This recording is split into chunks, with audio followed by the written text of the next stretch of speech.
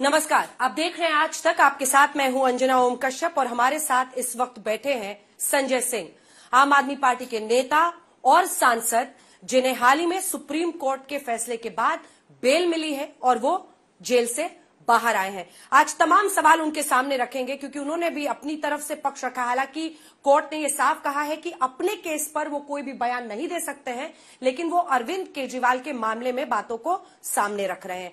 पहला सवाल आपसे यही है, अरविंद केजरीवाल इस बात पर अड़े हुए हैं, आप अड़े हुए हैं, आम आदमी पार्टी अड़ी हुई है कि जेल से ही वो सरकार चलाएंगे। क्या ये दिल्ली की जनता के साथ अन्याय नहीं है? क्या ये लोकतंत्र में एक गलत प्रेसिडेंस नहीं है?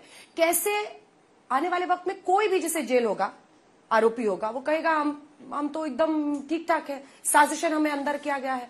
मंत्री हो, मुख्यमंत्री हो, सब कहेंगे केजरीवाल ने किया था, मैं भी करूंगा, जेल से सरकार चलाऊंगा। बहुत अच्छा सवाल आपने पूछा। पहली बात तो ये कि इस गलत परंपरा की शुरुआत किसने की? देश की तानाशाह सरकार ने, जो निर्वाचित मुख्यमंत्री को बिना किसी सबूत, बिना किसी दोष, बिना किसी साक्ष्य के सीधे गिरफ्तार कर रही है। दिल्ली के मुख्यमंत्री अरविंद केजरीवाल जी के खिलाफ है क्या, ये तो बताइए पहले आप। आपने 2 फर्जी मुकदमा किया, केजरीवाल जी को गिरफ्तार कर लिया, इस्तीफा दो।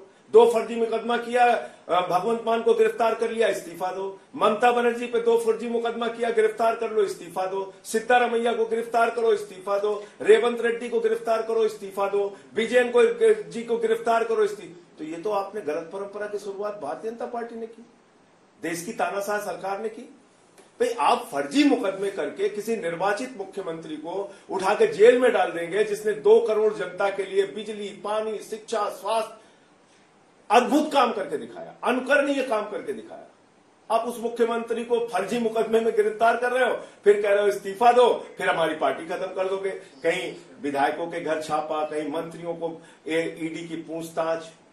तो इसलिए इसके पीछे भारतीय जनता पार्टी की गहरी साजिश क्या है, वो समझना जरूरी है। क्या है दिल्ली के मुख्यमंत्री के खिलाफ? 162 बयान ईडी ने दर्ज किए हैं और 294 बयान सीबीआई ने दर्ज किए। कुल 456 गवाह हैं अंजना जी, और उन 456 गवाहों में 4 बयान जिसका न सिर है न पैर है, उसके आधार पर आपने एक निर्वाचित मुख्यमंत्री गिरफ्तार कर लिया। और उन लोगों के बयान, चाहे वो राघव रेड्डी हो, चाहे वो मंगुट्टा रेड्डी हो, चाहे वो शरद रेड्डी हो, उसकी सीक्वेंस क्या है? एक आदमी पे आप छापा मारते हैं, उसके बाद उसको गिरफ्तार करते हैं, उससे 7 बयान लेते हैं, 6 बयान में जो हमारे खिलाफ नहीं देता उसको अनडिनाइड अपॉन डॉक्यूमेंट में डाल देते हैं। कहते हैं साहब इस बयान पे तो भरोसा नहीं है जिसमें उसने कहा अरविंद केजरीवाल से हमारा कोई लेना देना नहीं। और जिस पे 7वें बयान में 5 महीने की गिरफ्तारी के बाद आपने जबरन बयान ले लिया केजरीवाल जी के खिलाफ, कहते हैं इस पे भरोसा है, अब हम करेंगे गिरफ्तार। लेकिन संजय जी, आपकी बात 12 बयान शरद रेड्डी पे, मैं आता हूं, शरद रेड्डी ने 12 बयान दिए, 12 बयान अलग अलग तारीखों में, और 6 महीने की गिरफ्तारी के दौरान दिए उसने 12 बयान। उस पर कभी केजरीवाल जी का वो जिक्र नहीं करता। और अचानक 12वें बयान में जैसे ईडी का और भारतीय जनता पार्टी का मकसद पूरा हो जाता है, केजरीवाल जी के खिलाफ उससे बयान हो जाता है, उसकी बेल हो जाती है। तो ये आधार है। राजनीतिक रूप से आपकी बातें हो सकती है, एक सेकंड, ये आधार है। ठीक है, राजनीतिक रूप से आपकी बातें हो सकती है, ये रुकिए, मैं आधार पे सवाल पूछ रही हूं। लेकिन ना तो संजय सिंह जज साहब है, ना संजय सिंह ईडी एजेंसी है, जांच एजेंसी। पहली बार में कितने आरोपी होते हैं जो खुलकर कह देते हैं हमने ये किया था जी, हमने इस दिन इसको इतना पैसा दिया था। आपसे पूछू, इन्वेस्टिगेशन। बहुत अच्छा सवाल। पहले दोनों का सवाल पूरा होने दीजिए। आपकी बातों में अगर इतना दम है, आप सीधा फर्जी केस कहते हैं, आप कहते हैं निराधार है ये जो आरोपी जो टर्न ये बन गए हैं, सरकारी गवाह बन गए हैं, तो फिर जज साहब को क्यों नहीं दिख रहा जो असल जज साहब है? आपके केस में तो बेल मिल गया, लेकिन मनीष सिसोदिया की कब गिरफ्तारी हुई थी, अभी तक बेल क्यों नहीं मिली? मैं आता हूं। पहली बात तो आपने कहा कि ना तो मैं जज हूं, ना तो केजरीवाल जी जज है, ना मनीष सिसोदिया जज है, आम आदमी पार्टी वाले तो जज नहीं है। बिल्कुल सही आपने कहा। तो नरेंद्र मोदी जी भी जज नहीं है, भारतीय जनता पार्टी वाले भी जज नहीं है, और ना ईडी वाले जज है, ना सीबीआई वाले जज हैं। अब फेयर इन्वेस्टिगेशन के जो तथ्य, मैं तो कोई अपनी तरफ से बात नहीं कर रहा हूं ना अंजना जी, जो तथ्य सामने है मैं तो वो कह रहा हूं। आप एक निष्पक्ष जांच एजेंसी है अगर, तो आपने 6 वो बयान जो अरविंद केजरीवाल के खिलाफ नहीं है उसको छिपाया क्यों? 10 वो बयान शरद रेड्डी के जो अरविंद केजरीवाल के खिलाफ नहीं उसको छिपाया क्यों? राघव मंगुंटा रेड्डी के 2 वो बयान जो केजरीवाल के खिलाफ नहीं है उसको क्यों छिपाया? अगर आप निष्पक्ष एजेंसी है तो 2 नाम तो ये भारतीय जनता पार्टी द्वारा एक गहरी साजिश दिल्ली की सरकार को और आम आदमी पार्टी को खत्म करने के लिए, अरविंद केजरीवाल जी की राजनीति को खत्म करने के लिए है, इसलिए हम इनसे लड़ रहे हैं। तो जज ने फैसला थोड़ी दे दिया अरविंद केजरीवाल जी के खिलाफ। आप मुझे बताइए, बेल ना मिलना एक अलग प्रक्रिया है, एकदम ठीक आपने कहा। मैं आपसे कहता हूं, आप कहती हैं भाई न्यायालय से न्याय नहीं मिला, नहीं ये नहीं कहा, बेल नहीं मिली कहा, बेल नहीं मिली, ठीक है, बेल नहीं मिली।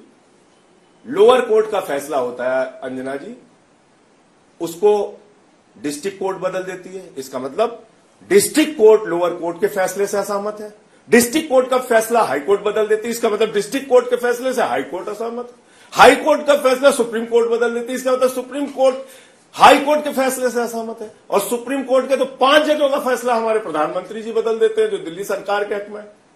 इसका मतलब सुप्रीम कोर्ट के फैसले से भी प्रधानमंत्री जी असहमत है।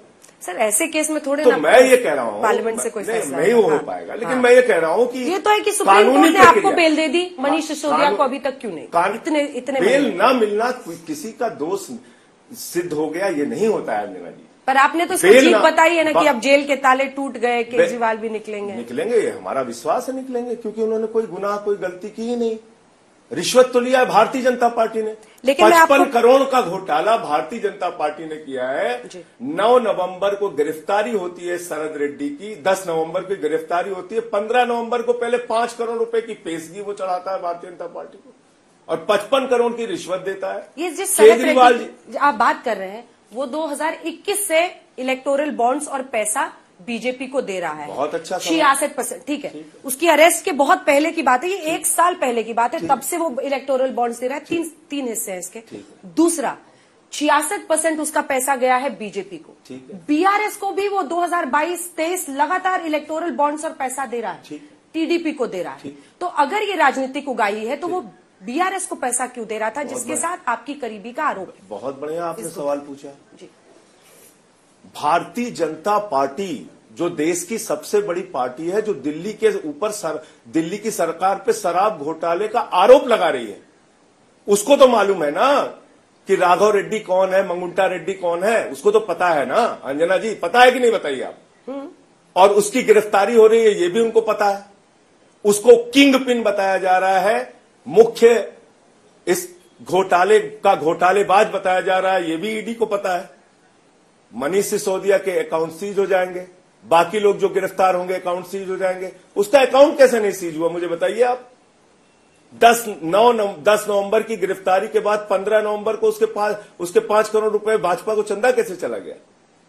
और क्या भाजपा को 55 करोड़ रुपए मिल गए उनके शीर्ष नेताओं को पता नहीं चला? तो 21 से पैसा दे रहा था सर, वो 2021 से पैसा दे रहा है। नहीं ये गिरफ्तारी के बाद के आंकड़े बता रहा हूं मैं आपको, वो तो 5 करोड़ पहले का है। जो आप कह रही हैं वो गिरफ्तारी के पहले का 5 करोड़ है और गिरफ्तारी के बाद का 55 करोड़ है। आप शायद कंफ्यूज हो रहे हैं, इसको क्लियर करें। मैं नंबर्स मेरे पास है, सारे नंबर्स है, कब उन्होंने 2021 में भी पैसा दिया है, 2022 में भी दिया है, और बिंदो फार्मा ने, जिसको आप लोग कोट कर रहे हैं कि डायरेक्ट कोरिलेशन कर रहे हैं। अच्छा, बीआरएस को क्यों पैसा दे रहा था? बीआरएस वालों से पूछिए, हम तो भाजपा से सवाल पूछ रहे हैं, जो हमसे हमारे ऊपर सवाल उठा रहे हैं। मैं भाजपाइयों से पूछ रहा हूं, तुमने शराब घोटाला क्यों किया? एक शराब घोटालेबाज से, किंग पिन से तुमने 55 करोड़ की रिश्वत क्यों ली? तुम्हारे कितने नेताओं की अब तक गिरफ्तारी हुई, कितने के घर ईडी के छापे हुए, कितने के घर सीबीआई के छापे हुए? ये तथ्य सामने आने के बाद एलजी ने चिट्ठी क्यों नहीं लिखी अब तक जांच की?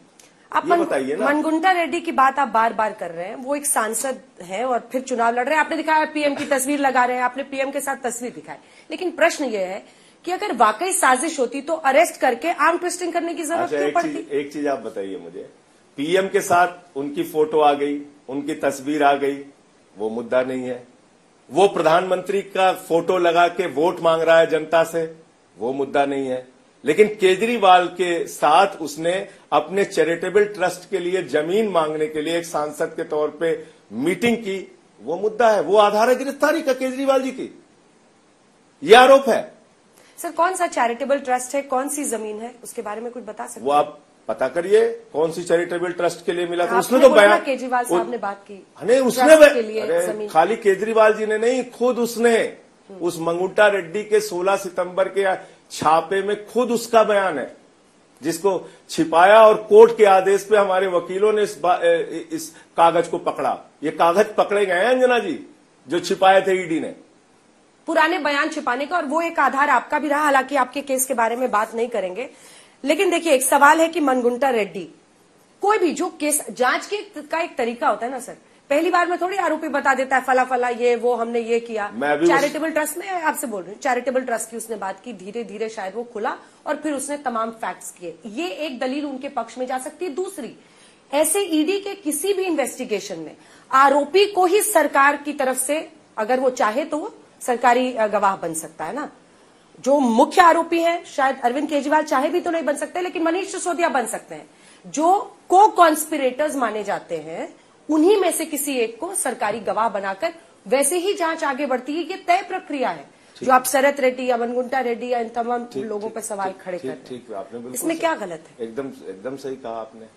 लेकिन उनके 6 पहले बयान जो हमें निर्दोष साबित करते हैं, जिसमें वो कहीं मेरा जिक्र नहीं लेता, उस पे हम विश्वास नहीं करेंगे, उसको गिरफ्तार करके जेल में डालेंगे। और जो एक बयान उससे 6 महीने बाद की गिरफ्तारी के बाद लिया जाएगा, पहले वो कह रहा है हम अरविंद केजरीवाल से नहीं मिले, नहीं जानते, शरद रेड्डी का बयान है। और 12वें बयान में 10 बयान में कह रहा है हमारे अरविंद केजरीवाल से कोई लेना देना नहीं। 12वें बयान में कह रहा है आप 12वां मान रहे हैं, 10 छिपा रहे हैं। ये क्या है? अगर चलिए ठीक है, आपकी बात भी मान लेता हूं कि 10 मान लीजिए 12वें बयान में आपने छिपाया क्यों 11 बयान, इसका कारण बताइए। आप तो निष्पक्ष जांच एजेंसी है ना, आपका तो काम है हमें दोषी सिद्ध करना ना। कोर्ट के सामने क्यों नहीं रखा आपने ये बयान? भाई आपने वो सारे बयान किस लिए लिए हैं? अपने दफ्तर में सजाने के लिए? ईडी का दफ्तर कोई म्यूजियम है? आपने कोर्ट के सामने वो बयान रखने के लिए लिए हैं और उस बयान के आधार पे हमें दोषी साबित करने के लिए वो बयान लिए ना, तो उसको आपने छिपा क्यों लिया? ये गहरी साजिश है भारतीय जनता पार्टी की। अगर ये साजिश है तो अब आम आदमी पार्टी की मुश्किलों पर जरा आते हैं, क्योंकि ऐसा लग रहा है कि आपकी पार्टी एक लीडरशिप क्राइसिस फेस कर रही है। क्या ये सच है? इसके पीछे भी सवाल है। अब आप आ गए हैं बाहर तो आप काम संभालिए, क्यों ऐसी मुश्किल में डालना है सरकार को? तो कहां मुश्किल में है? तो कैबिनेट की बैठक कैसे होगी? किस प्रकार से मुश्किल में है कैबिनेट की बैठक कैसे? देखिए अंजना जी, भाजपा की चालबाजियों को, राजनीति को हम लोग खूब समझते भी हैं और उनसे खूब मुकाबला भी हमने किया है। मणिपुर में 1 साल तक हिंसा होगी, एक फौजी की पत्नी को निवस्त करके घुमाया जाएगा, हिंसा की आग में मणिपुर को झोंका जाएगा और वहां इस्तीफा नहीं होना चाहिए मुख्यमंत्री का। देश के गृह राज्य मंत्री का बेटा 4 किसानों को अपनी जीप से कुचल देगा, उसका इस्तीफा नहीं होना चाहिए। हमारी पहलवान बेटियों को न्याय नहीं मिलना चाहिए। केजरीवाल जो अच्छी शिक्षा दे रहे हैं, बिजली दे रहे हैं, पानी दे रहे हैं, बस की फ्री यात्रा दे रहे हैं, बुजुर्गों को तीर्थ यात्रा करा रहे हैं, उनका तुरंत फर्जी मुकदमे में गिरफ्तार करो, इस्तीफा करो। ये बहुत गलत परंपरा की, लोकतंत्र की हत्या करने की शुरुआत है। और अगर ये परंपरा है तो मैंने तो पहले दिन ही आके कहा अंजना जी, ये खतरनाक परंपरा है। देश के प्रधानमंत्री को भी इम्यूनिटी नहीं है कानून में। कल को अगर बंगाल में 5 मुकदमा हो गया, जाएंगे प्रधानमंत्री जी जांच में शामिल होने के लिए। कल को केरल में 3 मुकदमा अमित शाह जी के खिलाफ हो गया, वो जाएंगे जांच में शामिल होने के लिए। तो इसलिए कानून की नजर में अगर बराबर की बात, राष्ट्रपति और राज्यपाल को ही खाली इम्यूनिटी है, प्रधानमंत्री जी को भी इम्यूनिटी नहीं है, तो गलत परंपरा शुरू हो जाएगी। उनको किसी प्रकार की छूट नहीं है। तो आप ऐसे निर्वाचित मुख्यमंत्रियों को बिना किसी सबूत, बिना किसी आधार पे, किसी के 456 गवाहों में 4 बयानों पर दबाव बना के लेके उसका कोई, अच्छा ठीक है, आप घोटाले में कोई रिकवरी नहीं, लेकिन तीनों का नाम, कोई प्रॉपर्टी का अटैचमेंट नहीं, कुछ नहीं। देखिए मैं बार बार पॉलिटिकल सवाल पे आ रही हूं, आप वहां जा रहे हैं, तो मुझे एक काउंटर इस पे बहुत बड़ा है। बोलिए। चाहे वो तीनों ही, मतलब चाहे वो मनगुंटा रेड्डी हो, राघव रेड्डी जिनकी आप उनके बेटे की बात कर रहे हैं, चाहे वो श्रीनिवासलू रेड्डी हो, चाहे वो शरत रेड्डी हो, राघव मनगुंटा जिनकी आपने बात की है, इन सब का जो बयान है वो judicial magistrate under section 164 of CrPC में ये ताकि ये रजिस्टर किया गया है। जो ये साफ अपने आप में बताता है कि वो अपने फ्री विल से मजिस्ट्रेट के सामने ये बयान दे रहा है, फिर ये क्या वैलिड नहीं है? देखिए अंजना जी 6 महीने हो गया जेल में, और उसके बारे में जरा बताइएगा। खूब कानून जान लिया मैंने, खूब समझ लिया, पीएमएलए, दिल्ली के जेल के नियम सब पढ़ लिया, जान लिया। और इसी सेक्शन 45 में आपको बेल मिली ना सर? उसी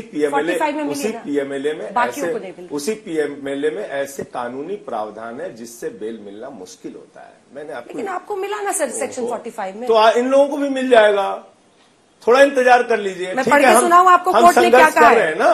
कोर्ट ने क्या कहा है मैं आपको पढ़ के सुनाती हूँ। एक सेकंड सर, एक सेकंड। कोर्ट ने साफ कहा है, we clarify that the concession given in the court today, यानी आज जो हम छूट दे रहे हैं बेल देकर, would not be treated as precedent, यानी ये आधार नहीं बनेगा बाकी लोगों की बेल के लिए। अच्छा, ये कहा है ना? ठीक है, मैं अपने केस के बारे में बात नहीं करूंगा, नहीं कर सकते, लेकिन लोअर कोर्ट और हाई कोर्ट ने मेरे बारे में क्या कहा था, पहले क्या कहा था, जिसको आपने चलाया भी होगा, क्या क्या नहीं कहा था, मैं नहीं बोलूंगा क्योंकि मुझे अपना अधिकार नहीं है बोलने का। अभी उस पर नहीं चर्चा करें तो करें। सुप्रीम कोर्ट ने जाके आपको राहत दी ना, तो ये लोग भी तो बहुत पहुंचे ना। तो इसलिए मैं कह रहा हूँ वो न्यायिक प्रक्रिया, पर ये चारों बयान इंतजार कर लीजिए ना। सेक्शन 164 ऑफ सीआरपी एक भी नहीं टिकेगा, एक भी नहीं टिकेगा, क्योंकि वो सबूतों के साथ उसका मेल कराना होता है ना। हाँ। बयान 164 का आपने दिया, जज के सामने दिया, लेकिन जज के सामने दिए गए बयान को भी सबूतों के आधार पे उसका मेल कराना जरूरी होता है। सबूतों के आधार पे मेल कहां हुआ, मेल हुआ क्या, ट्रायल हुआ क्या? ये इन्वेस्टिगेटिंग एजेंसी और कोर्ट को करने देते हैं, वापस आते हैं देश की सशक्त जांच एजेंसी। मेरा सबसे बड़ा सवाल यह है, आपको लगता है 2 साल हो गए और आपने 1 रुपए मनीष सिसोदिया के यहां बरामद नहीं किए, 1 रुपए आपने अरविंद केजरीवाल के यहां बरामद नहीं किए, एक कोई प्रॉपर्टी अटैच नहीं हुई, कहीं कोई उनका कोई इतना बड़ा आपको आडंबर और वो देखने को नहीं मिला कि करोड़ों रुपए यहां जमा किए हो, ये गड्डियां मिल रही हो, और संजय सिंह के यहां कुछ नहीं मिले और गिरफ्तारी सबकी होती जा रही है। तो सबूतों के साथ मेल कहां कर रहे हैं बयान? भाई आपने बिल्कुल ठीक कहा, क्योंकि आपने कहा तो मैं एजेंसी का इस पर पक्ष रख दूं आपके सामने। आपने बिल्कुल सही कहा। एजेंसी का पक्ष क्या है? 164 में दिया गया बयान मजिस्ट्रेट के सामने का बयान होता है। हाँ, माना जाता है फ्री विल में स्वतः दे रहे। ठीक है, हाँ। लेकिन एक बात और जान लीजिए आप, सेक्शन 50 का जो बयान होता है वो भी उतना ही महत्वपूर्ण है। जब सेक्शन 50 का बयान मुझसे लिया गया अंजना जी, तो मैं अपना फिर नहीं बोलता हूं, चलिए, जिससे भी सेक्शन 50 का बयान लिया जाता है उसको ये बताया जाता है ईडी के द्वारा, जिससे भी लिया जाता है, और आप चाहे ईडी के अधिकारियों से कंफर्म कर लीजिएगा अगर मैं कुछ गलत कह रहा हूं तो, उसको ये बताया जाता है कि देखो अगर तुमने सेक्शन 50 में कोई गलत बयान दिया तो ये प्रावधान है कि तुम्हें उसके खिलाफ कार्रवाई होगी। ये प्रावधान है सेक्शन 50 का। आप ईडी के अधिकारियों से भी कंफर्म कर लीजिएगा और किसी वकील से भी कंफर्म कर लीजिएगा। तो 7 बयान जो मंगुट्टा रेड्डी के आते हैं ईडी के सामने, उसमें से 6 बयान पे सेक्शन 50 की कार्रवाई क्यों नहीं हुई? उसके 6 बयान को गलत मान के उसके खिलाफ कार्रवाई क्यों नहीं हुई? पहले तुमने केजरीवाल के बारे में क्यों नहीं बताया? ये सब बता रहे हैं ना आप लोग, अब देखते हैं कोर्ट क्या करता है। ठीक है, इसीलिए मैं कह रहा हूं समीर महेंद्र प्रतीक्षा कीजिए, किसी सबूत से कोई बयान मेल नहीं खाएगा। ये घोटाला भारतीय जनता पार्टी ने किया। 55 करोड़ की मनी ट्रेल मिल चुकी है। अब तक एलजी साहब ने भाजपाइयों के खिलाफ जांच क्यों नहीं शुरू कराई? मुझे इस पे आश्चर्य है। इसके जो डिटेल्स है लीगल, उस पर 2 सवाल और मेरा है, उसके बाद हम लोग जरा पॉलिटिक्स पर जाएंगे सीधा। समीर महेंद्र को अरविंद केजरीवाल का ये कहना, जो समीर महेंद्र ने बताया है कि विजय नायर इज माय बॉय, ये एक महत्वपूर्ण कड़ी मानी जा रही है। और संजय जी, ये बात भी एक सच्चाई है, पता नहीं आप कैमरे पे इसको स्वीकारें ना स्वीकारें, विजय नायर की जो घुसपैठ आम आदमी पार्टी में हो चुकी थी, उससे आप जैसे नेता भी चिंतित थे, जितना मुझे पता है। विजय नायर, उसकी भूमिका क्या थी? वो कैसे एक व्यक्ति ऐसा जो कि पॉलिटिकल नहीं था, वो he was calling the shots, एक वक्त पर आतिशी जी का उसने पूरा इलेक्शन कैंपेन संभाला, वहां से अरविंद केजरीवाल के वो इतना करीबी हो गया। एक विजय नायर आम आदमी पार्टी में सबसे महत्वपूर्ण फैसले करने वाला व्यक्ति हो गया था, जिस पर आपने भी चिंता जाहिर की थी। देखिए, ऐसा है विजय नायर कम्युनिकेशन का इंचार्ज था, उससे संबंधित जो भी काम पार्टी ने उसको दिए थे उसको वो कर रहा था। आप किसी के बयान को उठाकर एक झूठा आधार तैयार करें, इससे क्या साबित होता है? मैंने बताया सिर्फ 4 बयान जिसमें अरविंद केजरीवाल जी का जिक्र है। राघव रेड्डी, मंगुंटा रेड्डी, शरद रेड्डी, श्री अरविंद। बयान कुल दोनों एजेंसियों के सामने कितने हुए? 456 गवाहों के बयान, और इन 4 बयानों को भी जबरन जेल में रखकर 6 महीने जेल में रखने के बाद लिए गए। और इसके पहले भी इन्हीं लोगों ने, एक ने बाप बेटे ने मिला के 10 बयान दिए और दूसरे ने 12 बयान दिए, और 11 बयान दूसरे शरद रेड्डी के छिपाए गए, और 8 बयान बाप बेटे के उधर छिपाए गए। ये मनगुंटा रेड्डी वाला एंगल है, उसी में आखिरी सवाल ये जो लीगल अच्छा, वो प्रधानमंत्री की फोटो लगा के वोट मांग रहा है। भाई ऐसे आदमी को क्यों आप अलाउ कर रहे हैं कि वो आपकी फोटो? अब तो क्लियर है ना अंजना जी, आज की तारीख में तो क्लियर है ना कि वो शराब का आपने लिखा ना किंग पिन, हमने तो नहीं लिखा, ईडी ने लिखा ना कि शरद रेड्डी किंग पिन है। उसमें आरोप यह है कि के कविता के जरिए जो विजय नायर कोऑर्डिनेट कर रहा था, सुनिए तो जो उनका ईडी का पक्ष है वो सुनिए, तभी तो जवाब दे पाएंगे आप। के कविता के जरिए मनगुंटा रेड्डी को अप्रोच किया गया कि इतने पैसे देने हैं, 100 करोड़ का 50 करोड़ देना था, और उसके बाद हवाला के जरिए ये तय हुआ कि 25 करोड़ दिए जाएंगे। सुनिए तो फिर गोवा में जो आपके उम्मीदवार है उनका बयान है, उनका बयान है गोवा के उम्मीदवार का कि मुझे पैसा यहां पर चुनाव में, ये इंपॉर्टेंट है कि चुनाव में मुझे पैसा यहां पर कैश में दिया गया ताकि उसका इस्तेमाल किया जा सके, और वही लिंक ईडी बना रही है कि वो पैसे हवाला के जरिए खर्च कर दिए गए हैं। ये उनका कहना है मनी ट्रेल पर, इसीलिए बरामदगी नहीं हो पा रही। इसका आपका सवाल पूरा हो गया आपका? जी। और जो आप कह रही हैं सुनिए तो, मैं तो सुनता हूं आप लोगों को, और जेल में आज तक आता था, आपको बता दूं। अच्छा, आप देख रहे थे वहां आज तक पे आप लोगों के सारे कार्यक्रम देख रहा था। क्या बात है, हल्ला बोल देख रहे थे? हल्ला बोल भी देख रहा था। तो इसलिए आपके सवाल मैंने सुने नहीं, ऐसा नहीं है, बहुत सुने, वहां भी रह के सुने, आज भी सुन रहा हूं, और मैं तो चाहता हूं ज्यादा से ज्यादा सवाल मीडिया पूछे, जिससे हम लोग देश के सामने एक एक सच्चाई बयान कर सकें कि केजरीवाल का गुनाह दरअसल यह है कि वो अच्छी शिक्षा, स्वास्थ्य, बिजली, पानी के लिए एक बेहतरीन सरकार चला रहे हैं। आपने जो गोवा चुनाव का उदाहरण दिया, गोवा चुनाव में प्रचार के लिए कहां यह साबित हुआ कि अरविंद केजरीवाल या मनीष सिसोदिया या संजय सिंह या कोई भी व्यक्ति रिश्वत के पैसे का इस्तेमाल कर रहा है?